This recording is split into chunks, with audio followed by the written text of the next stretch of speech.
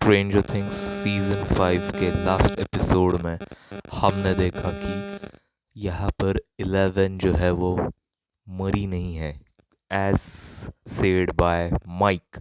Mic की theory हमें ये कहती है कि जब 11 यहाँ पे अपसाइड डाउन के गेट के वहाँ पर रुकी थी तो वो असल में वहाँ पे थी ही नहीं।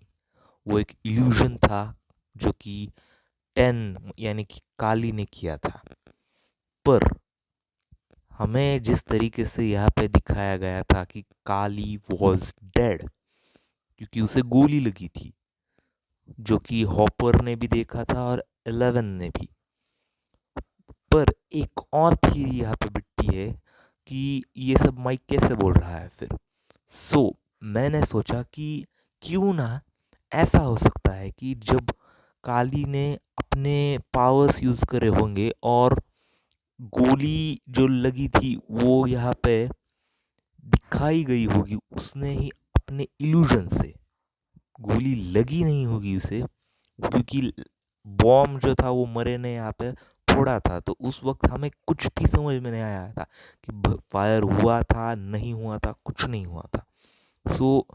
वो जो ऑफिसर था वो डायरेक्ट जंप होके आया था और गिर गया था पूरा का पूरा। हमें एट लास्ट ये नहीं पता है कि एक्चुअल में गोली लगी थी या नहीं, वो करेक्टली हमें दिखाया नहीं गया है इसी की वजह से।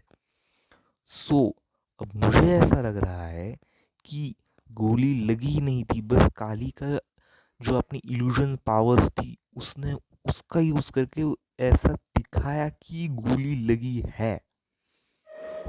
किसको? हॉपर को और 11 को। और जब हॉपर गया वहां पे बैंडेज लेने तो वहां पे वो मर गई थी। लेकिन जैसे ही हॉपर वहां से बाहर आया तो 11 उसके साथ ही थी लास्ट तक। तो उस वक्त मुझे ऐसा लग रहा है कि 10 वाज अलाइव, मतलब कि वो जिंदा थी और उसने ही यहाँ पर जो है वो अपने जो पावर्स का यूज करके ऐसे दिखाया था।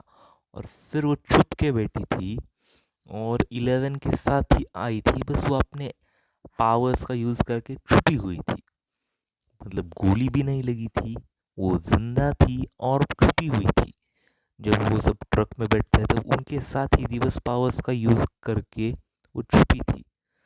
इससे हमें ये समझ में आता है कि it was all the plan of 11 and 10, कि उन दोनों ने किस तरीके से यहाँ पे पूरे प्लान को एग्जीक्यूट किया और ऐसे दिखाया कि 11 and 10 both are dead but they are not. और जैसे कि हमें उसके बाद के सीन में दिखाते हैं कि 11 कहीं पे तो वाटरफॉल्स के वहाँ पे जा रही है, वो ऐसे सब कुछ। तो that is how they are alive. और माइक की थ्योरी जो है वो उसमें थोड़े से लूप होल्स थे जो कि मैंने इस वीडियो के अंदर आपको बता दिए हैं।